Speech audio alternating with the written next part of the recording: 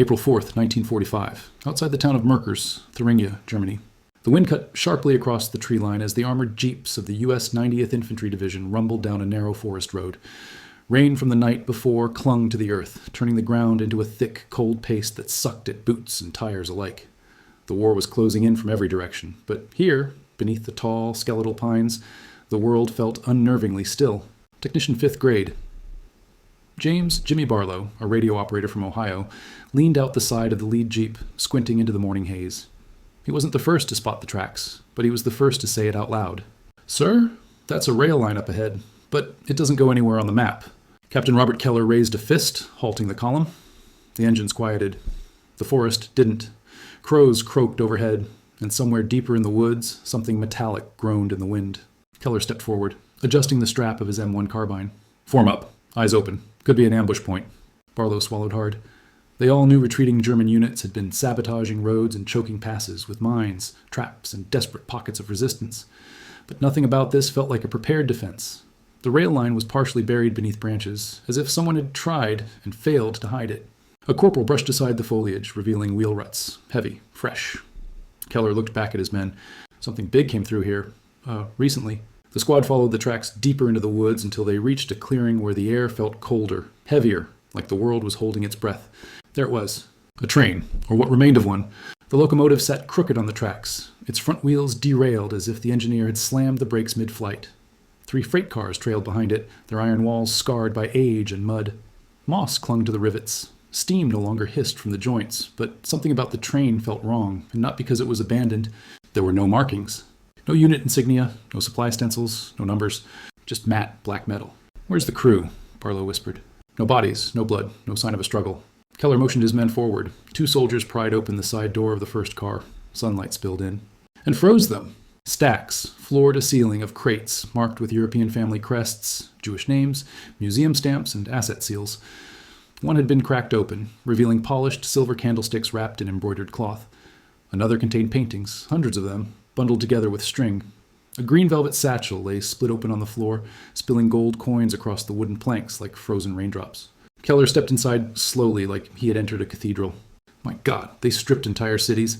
The second car was worse. Inside were sculptures, padded with straw, wooden cabinets filled with pocket watches, rings, brooches, and boxes of uncut gemstones. One soldier lifted a book bound in cracked red leather, brushing dust from a gilded Jewish family name. Another found crates stamped with the insignia of the Reichsbank. The third car had no art at all, just gold, bars of it, hundreds stacked into columns. Most bore the stamps of European banks. Some had been melted down crudely, their original forms destroyed. And scattered among them were objects that chilled the blood. Dental gold fillings, wedding bands, brooches, still holding bits of cloth torn from the lives they once belonged to. Barlow stepped back, nausea crawling up his throat. This came from the camps. Keller didn't answer. His jaw clenched, eyes fixed on the mountain of stolen humanity. It wasn't a military operation. It was theft on a scale that defied comprehension. The kind of plunder that required armies, trains, tunnels, and absolute cruelty. A shout came from outside. "Sir, you need to see this." The men rushed out to find Sergeant Eli Santos kneeling beside the locomotive. He pointed to a metal panel near the firebox, recently opened, the bolts still warm to the touch. Inside was a leather binder. Keller slid it out. It was soaked, as if someone had tried to destroy it but ran out of time. He opened it carefully. Inside were inventory lists, typed in sharp, clinical German. Each line catalogued a piece of stolen property, its origin, description, value, and destination. The destination was always the same. Merkers Potash Mine, the underground vault, the one rumored to hold the Reichsbank's hidden reserves. Barlow's voice was barely a whisper. "Sir, if this train is just the beginning..." Keller closed the binder. "Then we haven't found what they were really hiding." He looked toward the distant hills where the mine shafts cut into the earth like open jaws. "Mount up, we're heading for Merkers." The men hurried back to their vehicles, not realizing that what awaited them beneath the ground would dwarf even the impossible treasure inside the train. April 4th, 1945, afternoon. Approaching the Merkers Potash Mine. The road to Merkers wound between ridgelines scarred by artillery and blackened farmhouses. The closer the Americans drew to the mine complex, the more signs of a hurried German evacuation they found. Burned papers drifting across the road, smashed telephones, crates left half-opened as if dropped mid-flight. The mine itself sat at the base of a sloping valley. A cluster of squat concrete buildings ringed by fencing and half buried in the shadow of the hills. Smoke still curled from a smoldering pile of documents near the main office. Someone had tried to erase something recently. Captain Keller signaled his men forward. 2 squads to the administrative block. Rest of you with me. We're going down that shaft. Technician Barlow jogged beside him, boots crunching across the gravel. The mine entrance loomed ahead, huge steel doors built into the hillside, now hanging cracked and crooked on their hinges. A gust of cold air poured from within, carrying the mineral scent of salt and earth. Inside the antechamber, lanterns swung from hooks, abandoned in haste.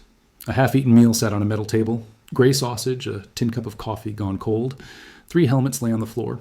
But still, no soldiers. Santos knelt, touching the ground. Fresh footprints, sir. At least a dozen, all heading deeper. Keller nodded. They were here when the train derailed. They must have fled when they heard our engines. He turned to a mine worker the patrol had detained earlier. A gray-haired German man with shaking hands and a soot-stained face. Keller addressed him in slow, sharp German. What's down there? The man swallowed, eyes darting between the rifles pointed his way. Gold, he whispered. Gold and more, much more. A chill ran through the men. The elevator cage waited at the edge of the shaft, its steel mesh walls trembling slightly as if the earth itself breathed. The cable above groaned, disappearing into a darkness so thick it felt alive. Keller set his jaw. Load in. The cage descended with a teeth-rattling shudder, dropping the squad hundreds of feet below the surface. The light above shrank to a pinprick, until finally it was gone. Only the flickering bulbs attached to the cage remained rattling against the walls. Barlow felt his stomach twist. You could almost imagine the weight of the entire mountain pressing down on your chest. 3 minutes passed, then 5. Then the cage thudded to a stop. The doors screeched open to reveal a tunnel lined with white mineral walls and reinforced beams. The air was cold, unnaturally so, and every sound echoed as if whispered by the mine itself. They stepped out in formation.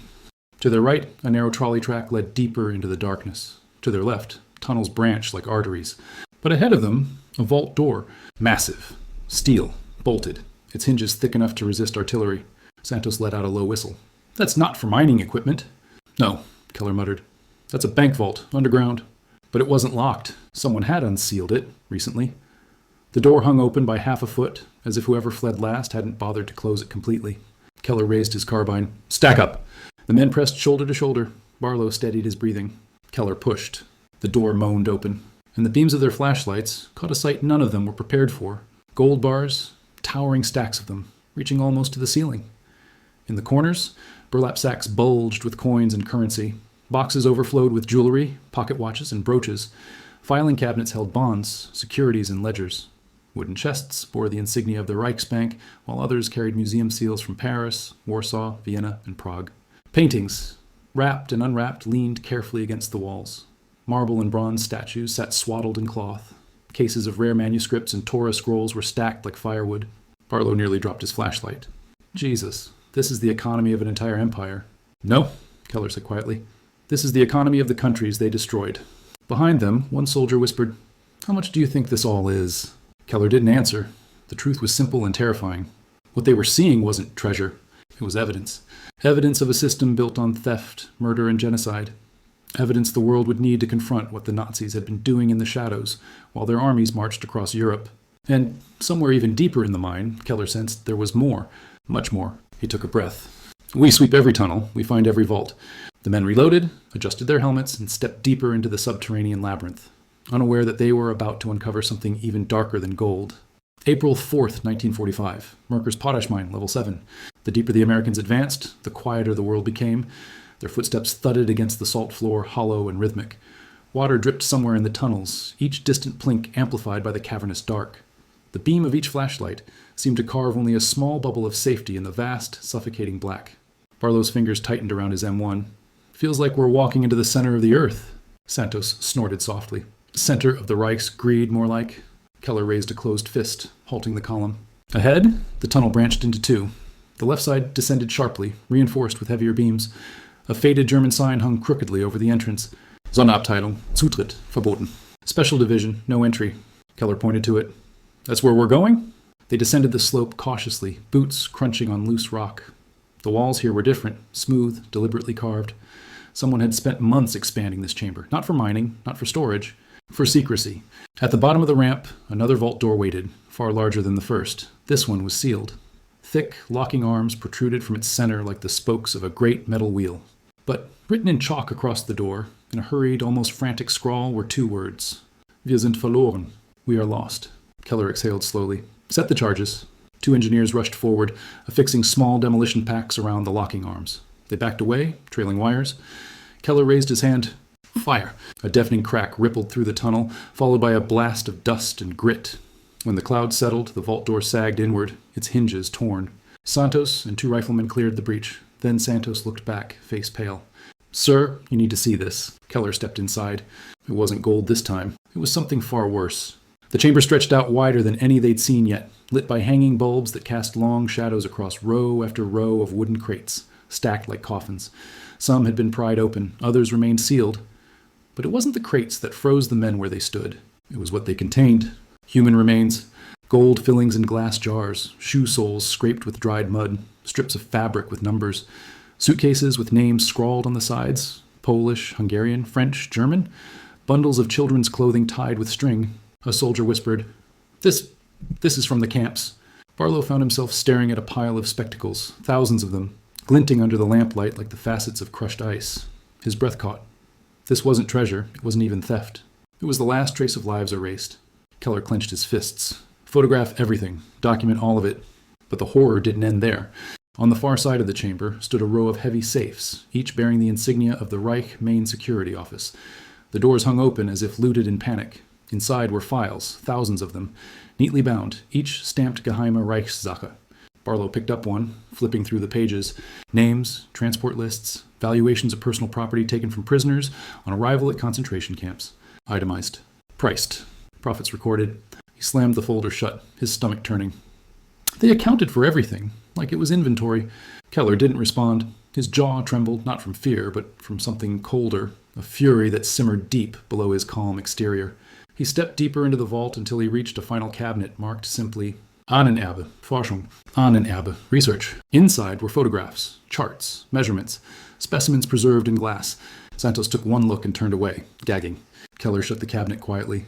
"This mine isn't just hiding loot," he said. "It's hiding the evidence of an entire system built on murder." The men stood in silence, the weight of the discovery settling over them like the mountain above. But then, echoing faintly down the tunnel behind them, came the unmistakable clatter of boots. German boots. Keller's eyes snapped toward the sound. Positions now. Rifles rose, helmets dipped.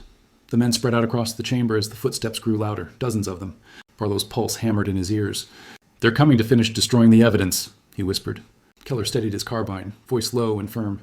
"No, they're coming because we've seen it." The tunnel light flickered. A shadow moved. The firefight beneath the earth was seconds away. April 4th, 1945. Merkers Potash Mine. Sub-level vault chamber.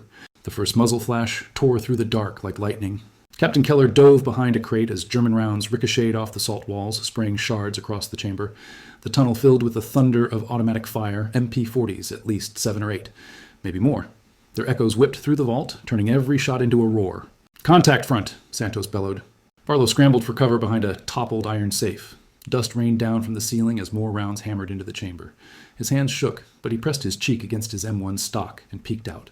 The Germans were flooding in, likely SS security detachments, who had been hiding deeper in the tunnels, waiting for orders that never came. Their faces were gaunt, uniforms streaked with dust, eyes wild. They weren't here to surrender. They were here to erase witnesses. Keller slid into a new firing position behind a stack of crates. "Hold them at the choke point. Don't let them spread." The Americans concentrated their fire toward the tunnel mouth, turning it into a kill zone. Bullets tore chunks from the timber supports, sending splinters raining down. One German soldier stumbled forward, struck in the chest, collapsing over a crate labeled with a museum crest from Krakow. Another tried to flank left, but Santos dropped him with a single shot, the echo cracking through the chamber. Barlow steadied his breathing and fired. His round struck an SS man squarely, spinning him backward into the dark. For a moment, the incoming fire eased. Then something slammed into the ceiling. A German trooper had tossed a steel hand granite. "Grenade!" someone screamed. Keller shoved 2 men down behind a vaulting chest as the grenade clattered across the stone floor. The blast punched the air from the room, sending crates tumbling and a plume of dust billowing outward. Lights flickered violently overhead. Barlow's ears rang. He scrambled to his knees, vision swimming. A beam had cracked overhead, just slightly, but enough to shower grit across his helmet. Santos was already firing again. "They're pushing right!" Keller assessed the situation in a heartbeat. They were being squeezed from the tunnel while trapped in a vault full of explosive dust and priceless evidence. They couldn't risk a stray round igniting anything, or destroying what they were here to preserve. Keller shouted over the chaos. "Fall back to the secondary tunnel. Keep low." The men began shifting laterally along the chamber wall, firing controlled bursts to keep the Germans pinned. 2 riflemen laid down suppressive fire while Barlow and another soldier dragged a wounded private toward the side passage. The Germans sensed the movement. More shadows lunged from the tunnel, firing wildly. Keller took them head on, calm, precise. 2 rounds, center mass, a third shot into the shoulder of another. He moved like a man who had been fighting since North Africa and had no intention of stopping here. Barlow's flashlight beam shook as he scanned the chamber. In its glow, he caught sight of something, an open crate half split from the grenade blast. Inside lay a collection of small shoes. Children's. Barlow's throat tightened. Rage flared hot in his chest. He rose from cover just long enough to fire 3 shots with deadly accuracy, cutting down the German pushing closest. Keller pulled him back hard. "Barlow, stay in cover. They want you angry. Don't give it to them." But Keller could see the fire in the young technician's eyes. This wasn't just a firefight anymore. It was a reckoning.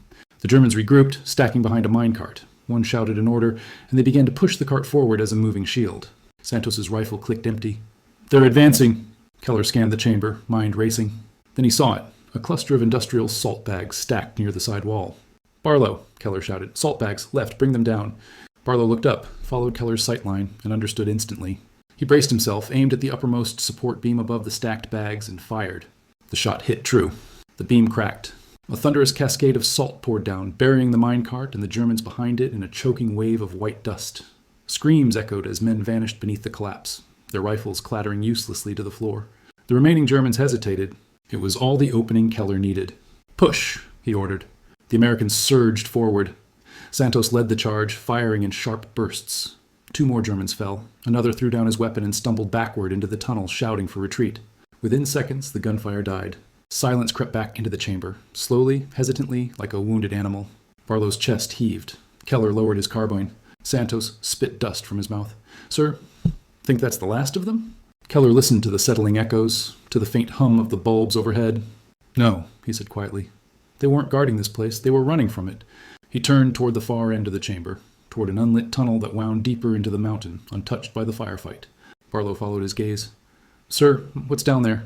Keller stepped toward the darkness, jaw tight. And the reason this mine existed in the first place. He slung his carbine over his shoulder and raised his flashlight. "Move out, we're not done."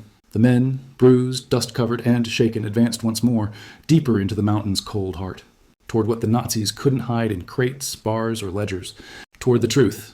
April 5th, 1945. Early morning. Merkers Potash Mine, restricted sublevel. The new tunnel was different from the others. Narrower, carved not by machines, but by hand tools. The walls bore the marks of chisels and picks, uneven strokes illuminated by the shaky glow of American flashlights. The air felt colder here, lifeless, as if untouched for weeks. Barlow's boots crunched softly over the salt-dusted floor as he whispered, "This place feels wrong." Keller didn't disagree. The deeper they went, the more the tunnel sloped, spiraling down into a hidden artery of the mountain. Overhead, the bulbs thinned out until there were none at all. They were truly underground now, alone, encased in a silence so total it pressed against the chest like a weight. Santos broke the quiet. "Sir, listen." The squad halted. Keller raised his fist. At first they heard nothing. Then, soft, rhythmic, a metallic clang, faint, hollow, like someone striking a pipe far in the distance. Barlow's pulse quickened. "Someone's down here." Keller nodded once. "Weapons ready. Move." The clanging grew louder as they advanced. 2 beats. Pause. 1 beat. Pause. Not random. A pattern. A signal? A warning? Then the tunnel opened into a chamber, and the Americans froze. Rows of steel bunk frames lined the walls. Some were overturned, others intact but empty. Tin cups lay scattered across the floor, along with strips of cloth, broken shoes, and tags stamped with prisoner numbers. Everything was coated in a thin layer of salt dust, as if the mountain itself were trying to bury what had happened here. Barlow's voice cracked. "Was this a work detail?" Keller examined the frames. "Forced labor. They brought prisoners down here to dig out the restricted vaults." Santos kicked at a broken chain. "But where are they now?" Before Keller could answer, the metallic clang echoed again, louder. It was coming from beyond a heavy wooden door, reinforced with steel bands, slightly ajar. Keller drew closer. "Stack up!" The squad formed on either side, rifles ready. Keller pushed the door open. Their flashlights spilled into a narrow gallery with 2 branching tunnels, and at the far end, illuminated by a single flickering lantern, stood a man, a German officer. He was leaning against a support beam, one arm hanging limp, blood soaking his tunic. His rank tabs marked him as an SS Hauptsturmführer. He held a long metal rod, which he had been striking against a pipe to create the repeating signal. He lifted his head as the Americans approached. His eyes were pale, hollow. Keller leveled his carbine. "Hands where I can see them!" The officer let the rod clatter to the floor, raising one trembling hand. His other remained clutched against his ribs, blood seeping through his fingers. In accented English, he whispered, You should not be here." Barlow stepped forward. You were signaling for help? The officer gave a weak, humorless laugh. Help? No, warning. His legs buckled, and he slid down the beam until he sat on the salt floor. Keller approached cautiously, maintaining his aim. Warning about what? Keller demanded. The officer's gaze drifted toward the tunnel behind him, a dark, yawning hole that seemed to swallow the light. There are places in this mine you do not understand, he whispered. Rooms even my men feared, where records were processed. Barlow frowned. Records? The officer turned his head slowly, eyes focusing on Barlow with unsettling clarity. People, he said. We processed people. The words hung in the air like poison. Santos muttered, Jesus. The officer coughed violently, blood flecking his lips. We tried to destroy everything before fleeing. But the tunnels go deeper than the maps. Even we did not know all of them. Keller exchanged a glance with his men. What's down there? The officer closed his eyes. Evidence, experiments, property, extracted. His voice faltered. You have seen the gold, but the gold is nothing compared to what was taken from the living. Barlow felt his stomach knot. Why leave this behind? Why not finish destroying it? The officer shook his head weakly. We ran out of time, and some things should stay buried. His breathing slowed. Keller crouched in front of him. How many prisoners were kept here? The officer whispered. Enough to dig, not enough to escape. Keller's jaw tightened.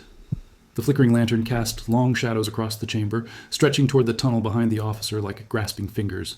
Barlow raised his flashlight toward that deeper passage, the one untouched by footsteps, untouched by the fight, untouched by anything but silence. The beam disappeared into darkness.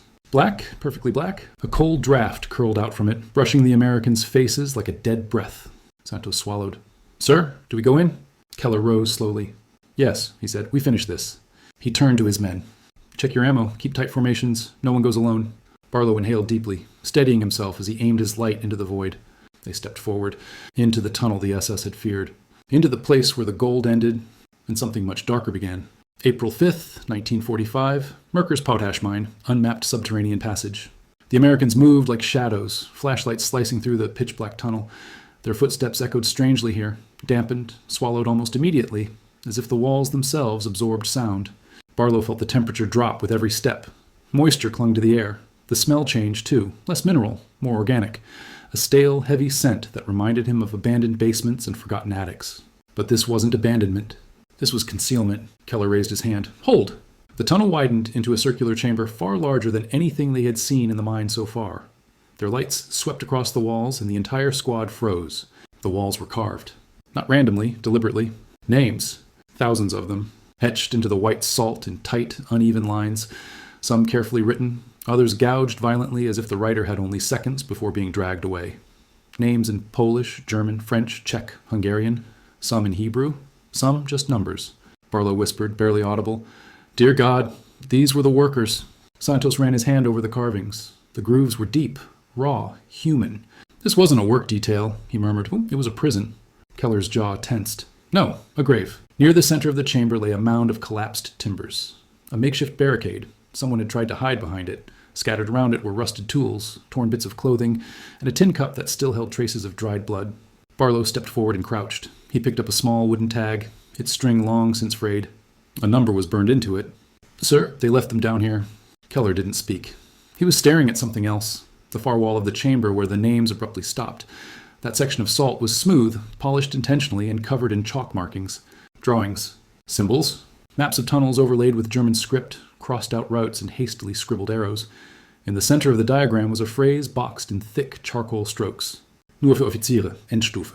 Only for officers. Final stage. Santos swallowed hard. Final stage of what? Before Keller could answer, Barlow's flashlight drifted to the floor and caught the glint of metal. A lockbox. Small iron, half buried beneath a layer of dust. He brushed it off. Sir? Keller knelt beside him. There was no key, but the lid had been forced open. Inside were dozens of cards, like index records, each meticulously handwritten. Santos lifted one. His face went ashen. Transport records from Buchenwald. Barlow picked another. Sobibor. Another. Auschwitz. Another. Theresienstadt. A cold realization spread through the chamber. This wasn't storage. This was a sorting room. Records were reviewed here, indexed, cataloged, finalized before transport deeper into the system of camps. The names on the walls were likely written by prisoners waiting for reassignment or execution. Keller rose slowly, his face unreadable. We document everything, he said. Every name, every symbol. The world will see what happened here.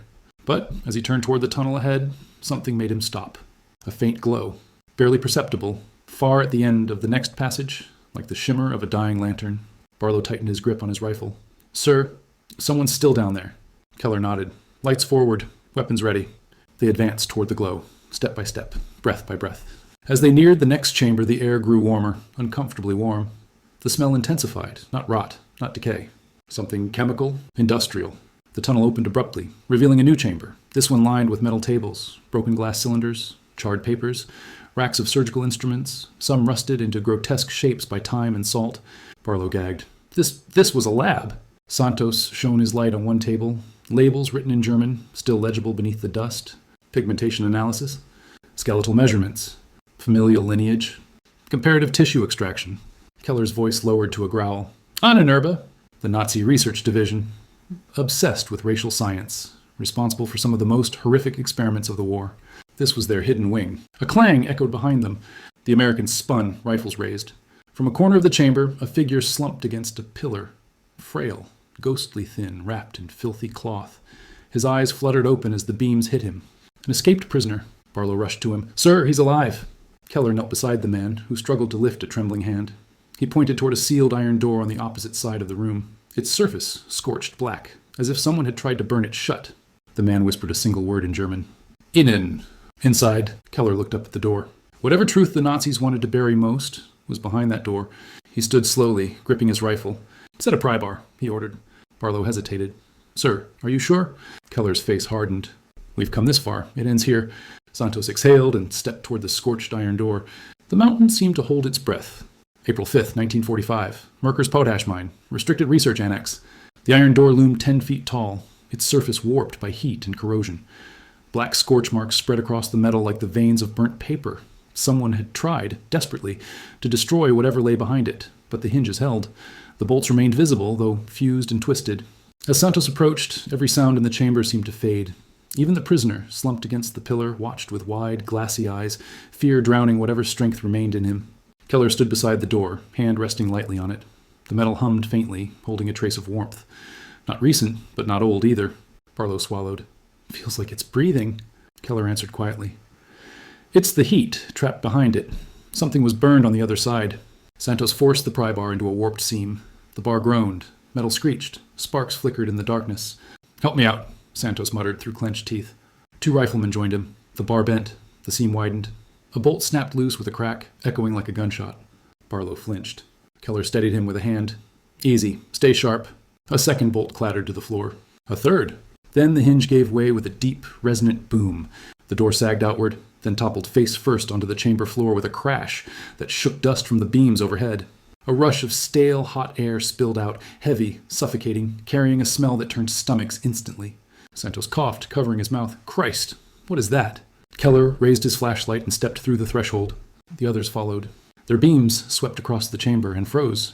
Rows of furnaces lined the walls, industrial grade, massive. But unlike crematoria found in liberated camps, these were different, modified, reinforced, connected to a central system of ducts leading higher into the mountain.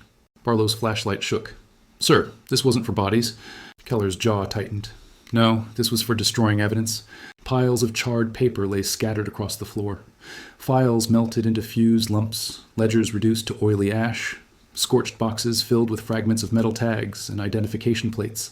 The furnaces had been fed nonstop. Even now the metal walls radiated faint warmth. Santos nudged a mound of ash with his boot. Something glinted inside.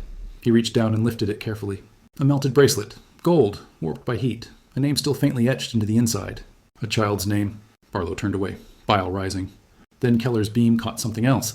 A steel cabinet stood against the far wall. Its front nearly melted away, but not completely. Something inside had shielded it from total destruction. He approached slowly. "Help me open this." 2 men helped peel the warped metal back. Inside were dozens of glass canisters, blackened by smoke but intact. Some were empty. Others still held fragments, bone, teeth, charred scraps of fabric. But at the bottom of the cabinet lay a single binder. Thick, leather-bound, edges burned but not destroyed. Keller pulled it out. Barlow stepped closer. "What is it?" Keller opened the cover. The first page was written in flawless, precise German script. Ahnenerbe-Abteilung Tourste. Endstufe Projektaufzeichnungen. Ahnenerbe Division Dosti. Final stage project records. Barlow exhaled sharply. The next pages stopped their hearts cold. Photographs. Dozens of them. Faces of prisoners. Men, women, children. Each labeled each catalogued, paired with measurements, notations, medical observations. Some pages included sketches of skeletal structures and desired traits. Others listed extraction orders. Santos tore the flashlight from his belt and aimed it at the wall beside the cabinet. There, carved into the salt, faint, desperate clawed rather than chiseled, were tally marks. Hundreds of them. Keller closed the binder, breath tight. They used this chamber to erase the people they experimented on, to wipe out every record. Barlow looked around slowly, realization creeping through him like ice. Sir, what we found back in the vault. All those personal belongings. All those names. Keller nodded grimly. Those were only what they didn't have time to burn. The prisoner behind them weakly raised a hand. Keller rushed to his side. The man whispered in broken German, nicht alles verbrannt. Not everything burned. He pointed at the floor. Barlow followed the gesture and noticed it. A smaller hatch, partially hidden beneath soot and debris. A maintenance access door set flush into the ground. Santos knelt and brushed away the ash. Rusty metal, padlocked but weak. Barlow looked at Keller in disbelief. There's another chamber? Keller nodded slowly. Whatever the Nazis couldn't destroy in time, they sealed down there. The prisoner coughed, eyes fluttering closed. He whispered one last word. Beweise, evidence. Then his hand fell limp. Keller rose. Cut the lock, he ordered softly. Santos struck it with a trench pick. Once, twice, it snapped. The hatch creaked open. A wave of cold air rushed upward. Unnatural cold, the kind that hadn't touched human skin in months, maybe years. Barlow peered down the dark shaft. Rusty ladder rungs vanished into the abyss. He turned to Keller. Sir, we're really doing this? Keller flicked his flashlight on. We finished what we started. He placed a boot on the first rung and began to descend. The others followed into the darkness. Deeper. Colder. Toward the truth buried under the empire of stolen gold. April 5th, 1945. Merkers Potash Mine. Sub-basement storage vault. The ladder groaned under their weight as the squad descended into the shaft.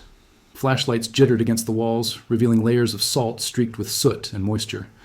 The air grew colder, unnaturally cold. Not the crisp chill of underground tunnels, but something stagnant, preserved, untouched. Barlow counted backward as he descended. 20 rungs, 30, 40. The floor finally emerged out of the darkness like the surface of a frozen lake. Keller stepped off first, boots crunching on a thin layer of frost. Frost. Underground. Santos landed next and exhaled a plume of fog. Sir, this chamber is refrigerated. Keller scanned the walls. Machinery lined the perimeter. Rusted compressors, coolant pipes running like veins along the ceiling. Some still vibrated faintly, powered by a generator somewhere above. Barlow whispered, Why keep a chamber this cold? Keller's answer was grim. To preserve whatever they put in it. Their lights swept across the room. The temperature seemed to drop even further. Wooden storage crates stood in rows, stacked neatly, some wrapped in tarps crusted with ice. Not like the chaotic storage in the upper vaults. This was methodical, intentional, a system. Santos wiped frost from a crate lid. A label appeared beneath. Nicht öffnen, streng geheim. Do not open, strictly secret. Barlow shuddered. I don't like this. Keller nodded to two soldiers. Get the crowbars. They pried the top off the nearest crate. Inside were folders, bundles of them, wrapped tightly in waxed cloth. Keller lifted one. The paper inside was perfectly preserved despite age and cold. He opened it. Transport logs, personal files, psychiatric evaluations, genetic reports, lists of prisoners with coded notations. V, A+, X, Sonderverwendung. Santos breathed. This is the missing archive. Barlow didn't look away from the crate. The Nazis tried to burn everything up top, but they didn't have time to get this far down. Keller set the folder aside. We document everything. No sealing it back up. They opened a second crate, then a third. One contained nothing but identification tags, tens of thousands, strung together like garlands. Another held passports, notebooks, diaries.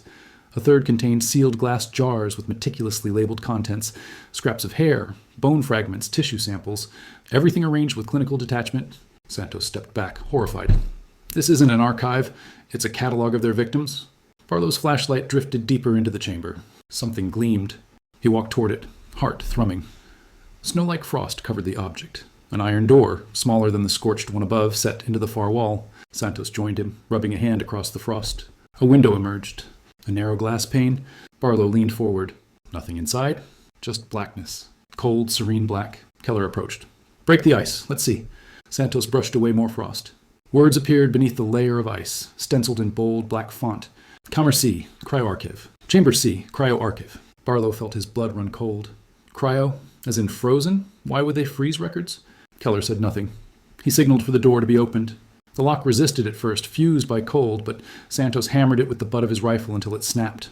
A plume of icy vapor hissed out as if the room exhaled after years of holding its breath. They pushed the door inward. The beams of their flashlights spilled across the floor, across the walls, and then onto rows of metal cabinets identical to morgue drawers. Everyone labeled. Everyone locked. Tension hung thick in the silence. Santos whispered, "Sir, these aren't filing cabinets." Keller stepped toward the nearest unit, frost crunching under his boots. He brushed the ice from one label. A number. Then another. Then a name. He opened the drawer. Inside, wrapped in a sterile sheet, preserved perfectly by decades of cold, was a corpse. A man, emaciated, expression frozen in distorted fear. A tag at his wrist bore a prisoner number and the seal of Ahnenerbe Abteilung Tortin. Barlow staggered back, hand over his mouth. They didn't just preserve documents. Keller's voice was quiet, steady but shaken. They preserved people. He checked another drawer. A woman. Another. A child. Each labeled. Each catalogued. Preserved for future study, for experiments not yet completed. Santos stepped back, trembling with rage. These were samples. Keller closed the drawer gently, jaw tight. These are victims, and they're going home. He turned to his men. We photograph everything. Not one drawer stays closed. Not one name is forgotten. Barlow lifted his camera with shaking hands. Flash after flash illuminated the chamber, freezing the horror into permanent record. Then, echoing faintly down the ladder shaft above, came the distant rumble of engines. Keller looked up sharply. "That's not ours," Santos whispered. Barlow lowered the camera. "Sir, someone else is in the mine." Keller stepped to the ladder. "Up now, we hold the entrance." The squad gathered at the base of the shaft as the rumble grew louder. A harsh, mechanical roar. Keller tightened his grip on his rifle. "Move! Move!" The men scrambled up the ladder, boots pounding on metal rungs, breath clouding into the cold darkness. Keller climbed last, casting one final look at the frozen chamber below. Then he followed his men upward, toward whoever was trying to reclaim the mine, or destroy it. April 5th, 1945. Merkers Potash Mine, main access shaft. The ladder shook violently as the squad climbed, rattling like a steel spine under strain. Dust drifted from above. The rumble that had begun as a distant vibration was now unmistakable, engines revving deep inside the mine, echoing through the tunnels like growling beasts. Barlow hauled himself up, rung after rung, lungs burning. Just above him, Santos spat out a sharp breath. "They're close, sir. Too damn close." Keller's voice drifted upward, steady despite the urgency. "Keep climbing." First man up establishes a perimeter. The squad surged upward. At the top, the hatch to the research annex shuddered with each engine reverberation. Something heavy clanged against metal, machinery being moved, or prepared. Barlow reached the hatch and shoved it open. The heat of the furnace chamber washed over him. Flashlights bobbed as the squad scrambled out, boots skidding on ash and scorched floor tiles. Keller climbed out last, sealing the hatch behind them. Barlow swung his rifle toward the entrance tunnel. The sound was close now, too close. A harsh beam of light cut through the darkness, mounted on the front of a mine transport vehicle barreling down the rails. "Contact!" Santos shouted. The squad dove for cover as the engine roared. A modified mining cart rounded the bend, metal plating welded to its sides, turning the utility vehicle into a crude, armored battering ram. Two SS men clung to its rails, firing wildly as sparks erupted off the walls. Barlow threw himself behind an overturned table. "They're trying to run us down!" The cart thundered forward, engine screaming. Bullets whined overhead. Keller rose from behind a furnace housing and fired 3 controlled shots. 1, 2, 3. The first missed. The second sparked off metal. The third struck the driver through the slit window. The cart jerked violently. It slammed into the chamber wall, metal shrieking, throwing the SS riders from the platform. One hit the far wall and crumpled. The other scrambled for his MP-40, but Santos was faster. 2 bursts. Silence. Keller approached the wreck, eyes narrowed. The engine hissed, wheels still spinning uselessly. He touched the metal. Warm. Too warm. "Sir?" Barlow said, nodding toward the front of the cart. "Look at the carriage." Behind the armored front was a hitched platform carrying crates of dynamite and 2 barrels marked Sprenggelatine, Hochgefahr. "Gelignite, high danger," Santos swore under his breath. They were going to blow the whole level. Barlow exhaled shakily. "If they'd made it 10 more seconds." Keller finished the sentence. "We'd be buried with the evidence." He scanned the chamber, mind racing. "There are more." He was right. A second engine growled in the distance, then a third. The SS were rolling demolition teams through the tunnels, determined to bury everything the Americans had discovered. Keller turned to his men. "We're not waiting here to get blown apart. Fall back to the main vault. We funnel them at the choke point." They sprinted down the corridor, boots pounding in rhythm. Flashlights flickered across carvings, scorched walls, abandoned tools. The cries of the dying prisoner echoed faintly behind them, swallowed by the mountain's cold silence. The squad emerged into the chamber of names and pushed through, weaving between crates and collapsed beams. The air was thick with dust kicked up by the earlier firefight. Santos glanced behind them. "Sir, they're bringing more charges. I hear metal on metal." "Faster," Keller barked. They passed the smashed barricade where prisoners had once made their final stand, moved through the forced labor dormitory, and entered the index chamber where the officer had died. Only one step remained. The main research vault. The eerie glow of the lamps returned as they burst into the larger chamber lined with tables and surgical instruments. Their boots skidded on spilled chemical residue. Ahead lay the path out, the tunnel to the administrative block. Behind them, the engines roared closer. Keller slid into cover behind a crate. "Positions. Prepare to engage." Barlow knelt beside him, breaths short and sharp. "Sir, if they blow the lower levels, this entire mountain comes down." Keller didn't look away from the tunnel. "That's why we don't let them get that far." Santos leaned out and sighted down his rifle. "Here they come." Light beams slashed through the darkness. The grinding of wheels echoed. The next armored cart emerged, faster than the first, sparks flying as it scraped the rails. Gunfire erupted. The chamber lit up in a storm of muzzle flashes. Rounds tore into the walls, ripping through paper, smashing instruments, scattering ash. The armored cart gained speed, dynamite crates rattling on its rear platform. "They're not stopping!" Barlow shouted. "They're going to ram the vault!" Keller fired again and again, teeth gritted. His rounds hammered into the armored plates, each shot a futile spark. Santos yelled, "Sir, we need a way to stop it." Keller's eyes darted across the chamber. Then he saw it. Above the tunnel entrance, a massive ventilation duct hung from chains, damaged during the earlier firefight, swaying precariously. Keller barked, "Barlow, the duct!" Barlow understood instantly. He rolled to a new position, braced his rifle, and took aim at the chain anchor. Santos shouted, "They're 10 yards out. Barlow now." Barlow fired. The shot rang like a hammer blow. The chain snapped free. The entire ventilation duct, hundreds of pounds of steel, came crashing down. It smashed onto the armored cart, crushing the front axle, splitting the frame. The cart screeched, flipped, and slammed sideways across the tracks in a thunderous explosion of sparks and dust. The dynamite crates bounced free. Silence. Then, a faint hiss. Keller's eyes widened. "Get down!" The chamber lit up in a white-hot flash as the dynamite ignited. A shockwave tore through the vault, blasting crates apart, slamming men against the walls. Dust and debris filled the air. Lights overhead burst, plunging the chamber into flickering darkness. Barlow coughed violently, pushing himself up on trembling arms. The tunnel behind them was a collapsed ruin of stone and twisted metal. The SS demolition team was gone, and so was their only path back toward the lower chambers. Santos limped toward Keller. "Sir, the explosion blocked the shaft." Barlow stared at the mound of rubble. "Everything we found down there, if more explosives go off." Keller steadied himself against a support beam, coughing dust from his lungs. "Then we secure the main vault, and we hold until reinforcements arrive." He looked toward the tunnel leading to the surface. "Because we're not the only ones in this mine." Barlow stiffened. "Sir, are you saying—" "Yes," Keller said. "They're coming from above, too." A distant rumble shook the floorboards. But this time it wasn't engines. It was footsteps. Many footsteps. Marching downward.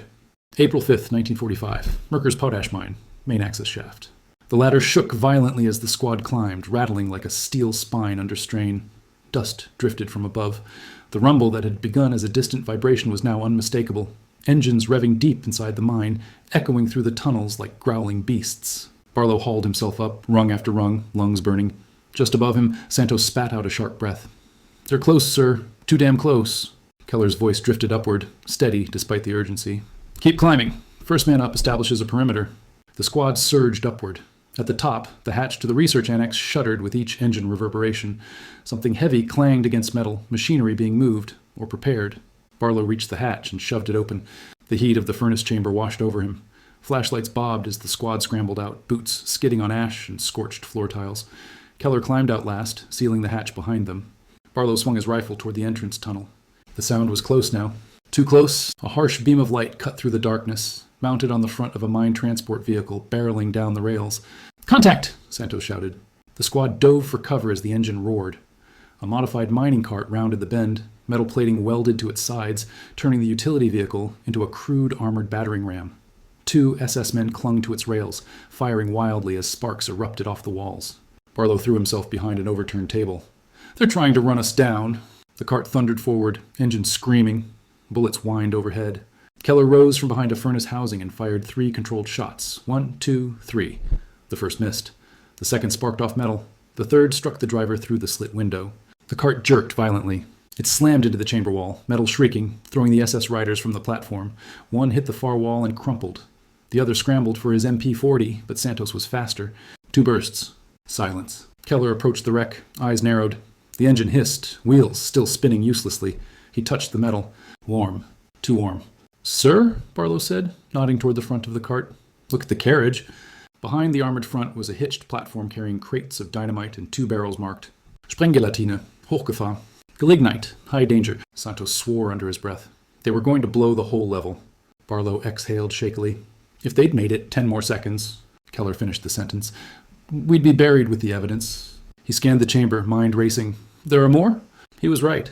A second engine growled in the distance, then a third. The SS were rolling demolition teams through the tunnels, determined to bury everything the Americans had discovered. Keller turned to his men. We're not waiting here to get blown apart. Fall back to the main vault. We funnel them at the choke point. They sprinted down the corridor, boots pounding in rhythm. Flashlights flickered across carvings, scorched walls, abandoned tools. The cries of the dying prisoner echoed faintly behind them, swallowed by the mountain's cold silence. The squad emerged into the chamber of names and pushed through, weaving between crates and collapsed beams. The air was thick with dust kicked up by the earlier firefight. Santos glanced behind them. Sir, they're bringing more charges. I hear metal on metal. Faster, Keller barked. They passed the smashed barricade where prisoners had once made their final stand, moved through the forced labor dormitory, and entered the index chamber where the officer had died. Only one step remained. The main research vault. The eerie glow of the lamps returned as they burst into the larger chamber lined with tables and surgical instruments. Their boots skidded on spilled chemical residue. Ahead lay the path out, the tunnel to the administrative block. Behind them, the engines roared closer. Keller slid into cover behind a crate. Positions. Prepare to engage. Barlow knelt beside him, breath short and sharp. Sir, if they blow the lower levels, this entire mountain comes down. Keller didn't look away from the tunnel. That's why we don't let them get that far. Santos leaned out and sighted down his rifle. Here they come! Light beams slashed through the darkness. The grinding of wheels echoed. The next armored cart emerged, faster than the first, sparks flying as it scraped the rails. Gunfire erupted. The chamber lit up in a storm of muzzle flashes. Rounds tore into the walls, ripping through paper, smashing instruments, scattering ash. The armored cart gained speed, dynamite crates rattling on its rear platform. They're not stopping, Barlow shouted. They're going to ram the vault. Keller fired again and again, teeth gritted. His rounds hammered into the armored plates, each shot a futile spark. Santos yelled, Sir, we need a way to stop it. Keller's eyes darted across the chamber. Then he saw it. Above the tunnel entrance, a massive ventilation duct hung from chains, damaged during the earlier firefight, swaying precariously. Keller barked, Barlow, the duct! Barlow understood instantly. He rolled to a new position, braced his rifle, and took aim at the chain anchor. Santos shouted, They're 10 yards out. Barlow now. Barlow fired. The shot rang like a hammer blow. The chain snapped free. The entire ventilation duct, hundreds of pounds of steel, came crashing down. It smashed onto the armored cart, crushing the front axle, splitting the frame. The cart screeched, flipped, and slammed sideways across the tracks in a thunderous explosion of sparks and dust. The dynamite crates bounced free. Silence. Then, a faint hiss. Keller's eyes widened. Get down! The chamber lit up in a white-hot flash as the dynamite ignited. A shockwave tore through the vault, blasting crates apart, slamming men against the walls. Dust and debris filled the air. Lights overhead burst, plunging the chamber into flickering darkness. Barlow coughed violently, pushing himself up on trembling arms. The tunnel behind them was a collapsed ruin of stone and twisted metal. The SS demolition team was gone, and so was their only path back toward the lower chambers. Santos limped toward Keller. Sir, the explosion blocked the shaft. Barlow stared at the mound of rubble. Everything we found down there, if more explosives go off. Keller steadied himself against a support beam, coughing dust from his lungs. Then we secure the main vault, and we hold until reinforcements arrive. He looked toward the tunnel leading to the surface. Because we're not the only ones in this mine. Barlow stiffened. Sir, are you saying... Yes, Keller said. They're coming from above, too. A distant rumble shook the floorboards. But this time it wasn't engines. It was footsteps. Many footsteps. Marching downward. April 6, 1945, Merkers Potash Mine, surface entrance. The morning sun bled across the Thuringian hills as Keller and his men emerged from the mine, blinking, coughing, half stumbling into the daylight like men reborn. The air was sharp, clean, startling after hours spent in the suffocating dark. Barlow shielded his eyes. Feels like I've been underground for a year. Santos spit dust and ash onto the gravel. I'll never complain about sunlight again. The mine complex buzzed with activity. Trucks rolled in. MPs directed traffic. Combat engineers unloaded equipment, shoring beams, flood lamps, cutting torches. A platoon secured the perimeter with machine gun nests pointed outward in case remnants of SS units were still lurking. Keller stood silently, watching, as medics rushed toward the injured. One wrapped his shoulder, another checked for concussion. Keller waved them off until he saw his own men treated first. Then he turned toward a pair of jeeps, skidding to a halt near the main office. 2 officers stepped out, one tall, silver-haired, wearing the insignia of an army colonel, the other a bespectacled major carrying a leather satchel stuffed with rolled documents. The major approached first. "Captain Keller, I'm Major Dearden, Monuments, Fine Arts, and Archives Program." Barlow tensed. "Monuments men." Dearden nodded solemnly. "We've heard reports. Yours was the first team to confirm, but we didn't expect—" He gestured toward the mine shaft. "Anything on that scale." Keller handed him the binder taken from the cryo vault. "You haven't seen the half of it." The major opened the cover. His face paled in seconds. "My God!" Another jeep arrived, carrying 3 civilian specialists, art conservators, archivists, and a cultural historian pulled straight from liberated Paris. Engineers wheeled racks of floodlights toward the shaft. Barlow watched, bewildered, as Dearden barked orders. "Get the cameras down there. Every chamber is to be photographed before removal. We need all serial numbers logged, gold bars, jewelry, paintings, scientific material, everything." The silver-haired colonel stepped forward. "Captain Keller, report." Keller delivered a crisp, unembellished account: train, vaults, experiments, cryo chambers, SS demolition attempt, while the colonel listened with grim, growing intensity. When Keller finished, the colonel removed his cap and exhaled. "Son, you've stumbled onto the biggest single cache of stolen assets in recorded history." Santos muttered. "Bigger than the train?" The colonel nodded. "Bigger than anything we've found so far. This mine was the beating heart of the Nazi looting machine. Art, gold reserves, evidence from the camps. Their entire secret economy ran through here." Barlow frowned. "What happens now, sir?" The colonel turned toward the mine entrance as engineers erected a temporary elevator system. "Now, we dig it out, all of it. Then we turn it over to the governments, families, and museums it was stolen from," Dearden added coldly. "And as for the evidence, the world must see it. Every government, every court, every nation that ever doubted." Keller nodded. "My men will guide you to each chamber." Barlow felt a hand on his shoulder. He turned to see one of the civilian historians staring at him with wide, glassy eyes. "You were inside the cryo vault?" Barlow nodded, unsure how to answer. The historian swallowed, voice barely above a whisper. "You just uncovered documentation the Nazis tried to erase forever. You preserved names that would have been lost." Barlow didn't know what to say, so he just said the truth. "We didn't uncover it alone. The mountain helped, the cold, the salt, the people who carved their names into the walls so someone someday would remember." The historian's eyes welled. Dearden clapped Keller on the back. "When this goes public, Captain, you and your squad will be the names historians carve into their own walls." Keller shook his head firmly. "Carve the names we found, not ours." Dearden nodded respectfully. Hours passed. Engineers stabilized the upper levels. Lamps poured light into the labyrinth below, revealing the chambers in stark detail. Cameras flashed constantly, capturing evidence from every angle. Each crate was labeled, cataloged, and loaded into armed trucks. The cryo vault required special equipment, teams in insulated suits, gurneys lined with heated blankets, archival specialists documenting everything with trembling hands. Barlow stood at the entrance, watching survivors' names from the murals in the Chamber of Names being copied onto fresh documents. Every etching, every number, every last mark of human defiance. Santos joined him. "You okay?" Barlow stared at the horizon, slowly brightening with morning. "Yeah, He shook his head. "I keep thinking about the names down there, the ones who wrote them, whether they knew anyone would ever read them." Santos rested an arm on his shoulder. "Someone did. You did. That's enough." Behind them, Keller approached, arm in a sling. "Engineers say the lower levels are sound. They'll have everything out within a week." Barlow nodded. "What happens after?"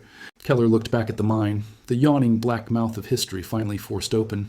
"After this becomes a museum of evidence. And one day when the war is over, maybe a place of mourning. But today," he looked at his men, "today we made sure the dead finally have witnesses." A chill breeze swept across the valley. For the first time since entering the mountain, it felt clean. Barlow took a long breath of it. For the nameless, for the numbered, for the stolen, for the silenced, all now found, all now known. The war would end soon. But the memory of what they uncovered in the frozen dark of the Merkers Mine, that would never stay buried again.